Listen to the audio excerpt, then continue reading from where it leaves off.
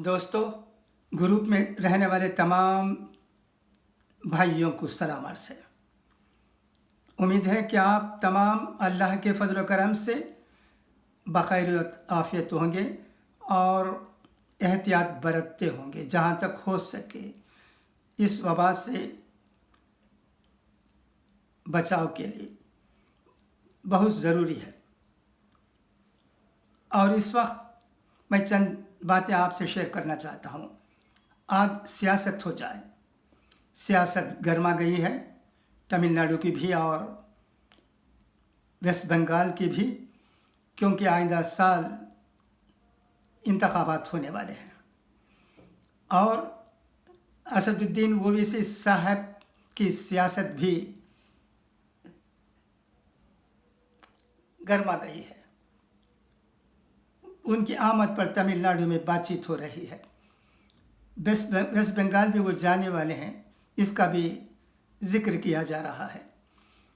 और उनकी आमद से क्या होगा, इस पर भी कई वीडियोस हैं।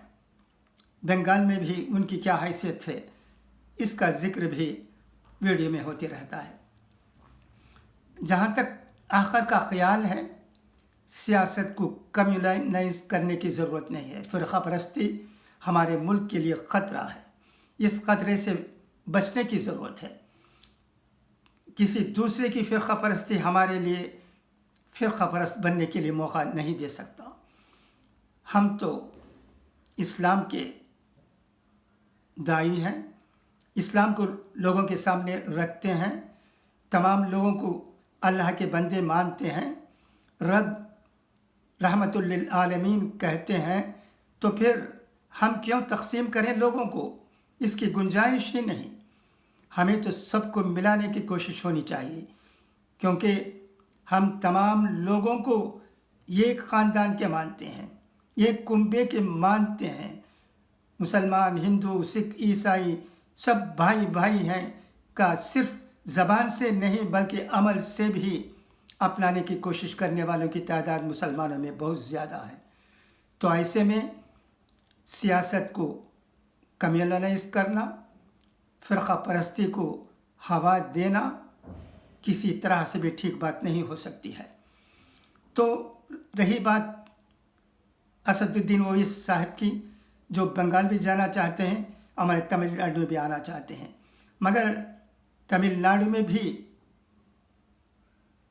उनकी दाल नहीं गलेगी और बंगाल में भी, क्योंकि ये दोनों स्टेट ऐसी जगहें हैं जहाँ सेकुलरिज्म के लिए बहुत मौका है। लोग फ़िरक़ा परस्त नहीं हैं। एक वीडियो में कहा गया है, जो तमिल वीडियो है, कि यहाँ रहने वाली दोनों पार्टियाँ, डीएमके और एआईएडीएमके, दोनों पार्टियाँ सेक्युलर हैं। इनमें मुख्तलिफ़ मज़ाहिब के लोग हैं। कभी इस पार्टी का पल्ला भारी होता है तो कभी दूसरी पार्टी का पल्ला भारी होता है। तमिलनाडु की सियासत में यही देखा गया है। दूसरे बाहर से आने वालों पार्टियों के लिए यहाँ जगह बहुत कम है या नहीं के बराबर है। यहाँ फ़िरक़ा परस्ती के लिए कोई जगह नहीं रहेगी। ना यहाँ हिंदू फ़िरक़ा परस्ती चलेगी, ना मुस्लिम फ़िरक़ा परस्ती। ये वो ज़मीन है जहाँ सब ये मानते हैं कि हम सबको मिलकर सियासत में एक अच्छी पार्टी को वोट देने की ज़रूरत है। वो काम यहाँ ज़माने से होते आ रहा है। एक वीडियो में इसके पहले भी मैंने कहा था कि इमरजेंसी के वक्त भी मरहुमा इंदिरा गांधी की कुछ नहीं चली। यहाँ तो ऐसा लगता था तमिलनाडु में कि हिंदुस्तान में इमरजेंसी है ही नहीं। बहुत से बड़े लीडर तमिलनाडु आए थे उस वक्त। एक बहुत बड़ी मीटिंग भी हुई थी और यहाँ उस वक्त के चीफ मिनिस्टर करुणानिधि साहब की सदारत में हुई वो मीटिंग। कहाँ हुई, कब हुई, मुझे वो बातें याद नहीं हैं, मगर मीटिंग हुई और उसमें हिंदुस्तान भर के मुख्तलिफ़ लीडर जो कि कांग्रेस में नहीं थे आए हुए थे और उन्होंने कहा کہ तमिल नाडु एक ऐसी जगह है जहाँ हमें इमरजेंसी की कोई बात ही नज़र आती है।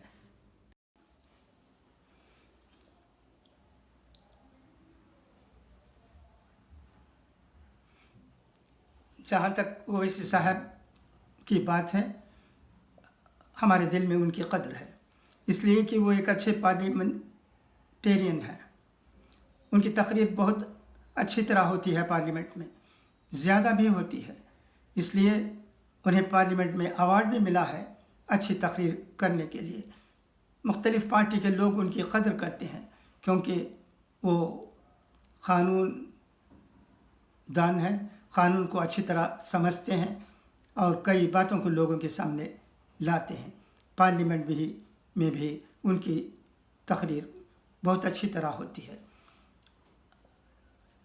इसका मतलब ये नहीं कि वो हर जगह सियासत में अपनी पार्टी को ला लें।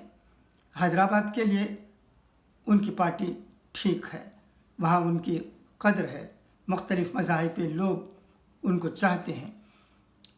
तालीमी मैदान में भी उनकी कदर की जाती है क्योंकि वो मेडिकल कॉलेज चलाते हैं और दूसरे स्कूल्स भी उनके वहाँ बने हुए हैं। उनके वालिद साहब के ज़माने से अच्छा काम वहाँ हो रहा है हैदराबाद में, जिसकी कदर हमें करने की ज़रूरत है, इसमें शक नहीं। मगर इसका मतलब ये नहीं कि वो हर जगह टपकें। तमिलनाडु और बंगाल के लिए उनका आना ठीक नहीं है। बिहार की बात और थी, वहाँ उनकी पार्टी को 5 कॉन्स्टिट्यूंसीज़ में जीत हासिल हुई है।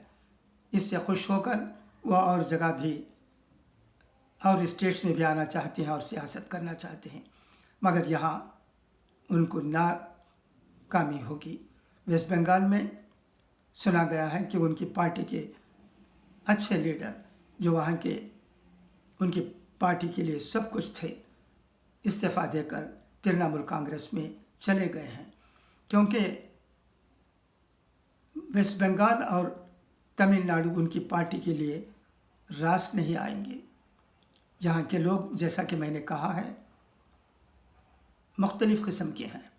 यहाँ के लोग मजहबी कट्टरता में मुब्तला नहीं हैं। यहाँ के लोग अच्छी सोच के हैं और तमाम लोगों को एक साथ लेकर चलने का जज्बा रखते हैं। तमिलनाडु की बात भी यही है, बंगाल की बात भी यही है। मैं इन बातों को फिर से दोहराना चाहता हूँ, पहले कह भी चुका हूँ।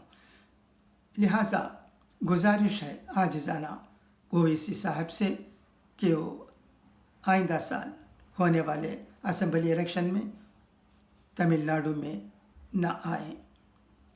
उनकी पार्टी में जो लोग, इन्हें गिने चंद लोग जो तमिलनाडु में हैं, उनसे भी हमारा निवेदन है कि वो फ़िरक़ा परस्ती को हवा ना दें, मजलिस को मौका ना दें कि वो लोगों के सामने फ़िरक़ा परस्ती को लाएं और अक्सरियती फ़िरक़ा परस्ती को और कट्टर बनने का मौका दें। हमें तो किसी न किसी तरह फ़िरक़ा परस्ती को ख़त्म करने की ज़रूरत है। वो फ़िरक़ा परस्ती चाहे अक्सरियत की हो या अक़लियत की। फ़िरक़ा परस्ती, जैसा कि मैंने कहा है, हमारे देश के लिए बहुत बड़ा ख़तरा है। इस ख़तरे से सबको छुटकारा चाहिए। उस छुटकारे से हमें फ़ायदा हो सकता है। तो यही चंद बातें हैं जिस पर हम गौर करें। यहाँ रहने वाले मुख्तलिफ़ मुस्लिम ग्रुपों के, पार्टियों के लीडर्स जो हैं, वो भी बहुत अच्छी बातें करते हैं। उनमें जहाँ तक सियासत का सवाल है, फ़र्क हो सकता है, मगर सब मिले जुले हैं, तमिल कल्चर में आते हैं। उनकी बातें भी यहाँ बहुत अच्छी तरह होती हैं। तो इसलिए यहाँ जो कुछ है ठीक है, اس ماحول کو یہاں رہنے دینے کی ضرورت ہے۔ اگر یہاں مسلم فرقہ پرستی آئے گی تو یہاں رہنے والے چند اور فرقہ پرستوں کو اور مضبوطی حاصل ہوگی، وہ اور کٹر پن سے چیزوں کو لوگوں کے سامنے لائیں گے۔ یہ کسی کے لیے اچھا نہیں ہو سکتا۔ ہم تمل ناڈو میں رہنے والے مسلمان یہ سمجھتے ہیں کہ ہم تمام لوگوں کے ساتھ چل کر یہاں سیاست کریں۔ کیا مسلمانوں کو یہ کھونے کی ضرورت نہیں ہے؟ ایک پلیٹ فارم پر آنے کی ضرورت نہیں ہے؟ یہ سوال اٹھتا ہے۔ ضرور آنے کی ضرورت ہے، مگر سیاست کے لیے نہیں، بلکہ تعلیمی میدان میں ایک ہونے کی ضرورت ہے۔ مسلمانوں کی اقتصادی حالت کو سدھارنے کے لیے ایک ہونے کی ضرورت ہے۔ جہاں تک سیاست کا سوال ہے، اسے ہم سیاست کے